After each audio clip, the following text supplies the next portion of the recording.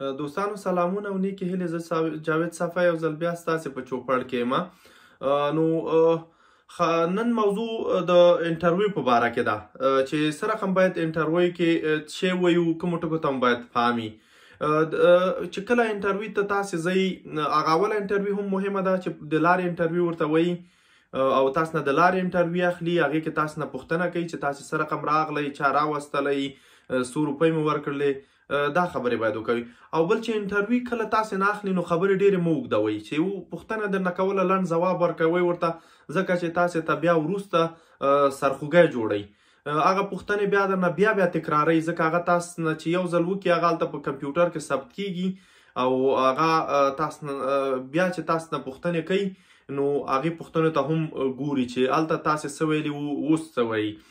او بله لویه انټرویو ده، ځکه دویمه انټرویو کله چې تاسې دلته راشئ ستاسې تعیني وسي او کم ته مو ولېږي نورو کمپونو ته، د غټ کم نه مو تسخیمات وسي، ښارونو بانډو ته مو ورکړي.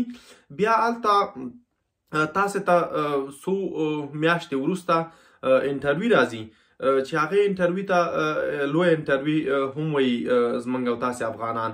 نو هغه اصلي انټرویو، هغې انټرویو کې تاسې نه پوښتنې کوي چې تاسې څنګه راغلی، دلته د څه دپاره راغلی، ولې نورو مملکتونو ته لاړ نه سوئ، په افغانستان کې مو څه ستونزې وي او تاسې چا وهڅولی چې دلته راشئ، دلته مو څه خپلوان شته ده، هغې تاسو ته دا مشوره درکړه که څه. دې خبرو ته مو ډېر زیات پام وي چې خبرې به ډېرې نه اوږدوئ، لنډ ځوابونه ورکوئ، ځکه چې که چېرته خدای نخواسته تاسې رد شئ او منفي واخلئ نو بیا د دریم انټرویو ته چې تاسې کله ځئ هغه په محکمه کې او محکمه کې بیا له تاسې نه بیا هغه پوښتنې کیږي، تکراري پوښتنې. یوه پوښتنه درنه په څو طریقو باندې کوي، نو ګیچ کیږي چې تاسې هلته څه ویلي وو، اوس څه وایي. او بل هغه تاسې چې کومې خبرې کړي دي هغه مو په ذهن کې هغه تکراروئ ځان سره، چې هغه ستاسې په ذهن کې پاتې سي او د آینده دپاره تاسې ته ستونزه جوړه نه کړي. نو دغه مهم ټکي دي چې دې ته مو ډېر زیات پام وي.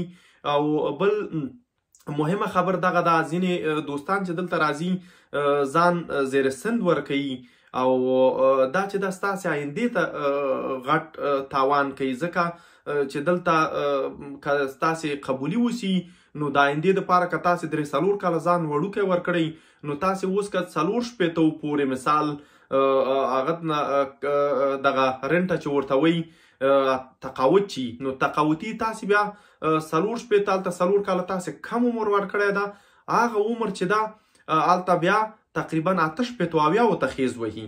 نو هیله ده چې هغه خپل عمر ورکوي، هېڅ ستونزه نشته. که قبلېږئ په ټیټ عمر هم قبلېږئ او په جګ عمر هم قبلېږئ، خو دې نه به ښایي چې هغه کم عمر تاسې لرئ. په تذکیره کې کم عمر ده، اوس خو د تذکیرو هم ستونزې دي چې په افغانستان کې د نوي حکومت له وجې نه دلته کومې تذکیرې چې اوس تاسو سفارتونه درکوي یا قونسلګریانې درکوي، نو هغه پاسپورټونه یا هغه تذکیرې چې کومې دي هغه دلته دوی ته قابل د قبول نه دي، هغه نه مني. ډېری ملګري ما وپوښتل چې هغوی دغه خپلې تذکیرې هغه کړې وې، نوې جوړې کړې وې، د سفارتون نه اخیستې وې، نو هغه دلته د مهاجرینو په هغه کې ریاستونو کې ونه منلې، ورته ویلې چې دا قابل د قبول نه دي، تاسې څه رقم هلته حکومت نشته ده او تاسې تذکیرې دلته راوړي دي، نو اوس دا جعلي دي آیا او که دا تاسې چیرته چاته پیسې ورکړي تاسو ته درکړي دي، نو نورې ستونزې جوړوي. دې نه به ښایي هغه کومې تذکیرې چې تاسو سره دي کوم عمر په هغې کې لیکلی شوی ده هغه عمر ورته ووایاست، نو ستونزې به مو لږ کمې سي. او بل په هغه کې چې دا ډېر پام کوئ په تخلصونو کې، په نومونو کې چې څه رقم ستاسې اول سر نه تاسې لیکئ هغه مهمه ده. باید تاسې همغه خپل نومونه چې دي په کومو حروفونو باندې چې تاسې لیکلي هغه ډېر مهمه ده. نو هیله ده چې دغه خبرو ته تاسې پام وکوئ، دغه کوم ټکي چې ما تاسو ته په ګوته کړل. نو دلته بیا که چېرته ستاسې قبولي وسي نو او تاسې بیا دغه نوم تغییر و تبدیل یو ټکی چې پکې ښکته او پورته وي په نورو اداراتو کې بیا ستونزې جوړوي، ځکه دلته تاسې ته د هغه یو لمبر درکول کیږي دلته د هر انسان دلته یو لمبر لري چې هغې لمبر ته د ټول مشخصات په هغې لاندې ثبت دي.